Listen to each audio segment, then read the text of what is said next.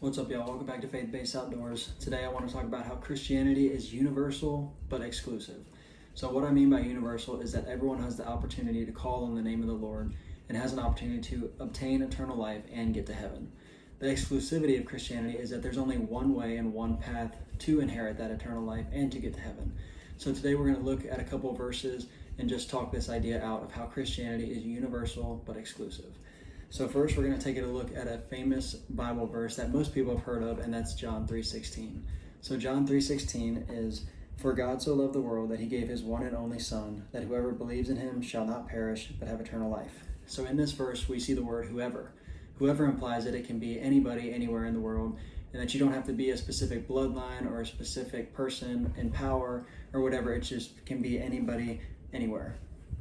So we're also going to take a look at in Romans chapter 10, verses 12 and 13, it says, "For there is no difference between Jew and Gentile. The same Lord is Lord of all and richly blesses all who call on him. For everyone who calls on the name of the Lord will be saved." Once again, similarly to the word whoever, this verse uses everyone. So once again, we see everyone can have eternal life. Everyone can get to heaven. But now we're going to look at how it's only through calling on the name of the Lord and putting our faith and trust in Jesus. So when we go back to the book of John in chapter 14, verse 6, Jesus is talking to his apostles and he says, "Jesus answered, 'I am the way and the truth and the life. No one comes to the Father except through me.'"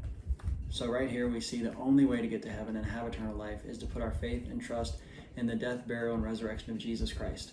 So that means everyone can get to heaven, everyone can have eternal life, but there's only one way and one name that we can call upon to get there, and that is Jesus.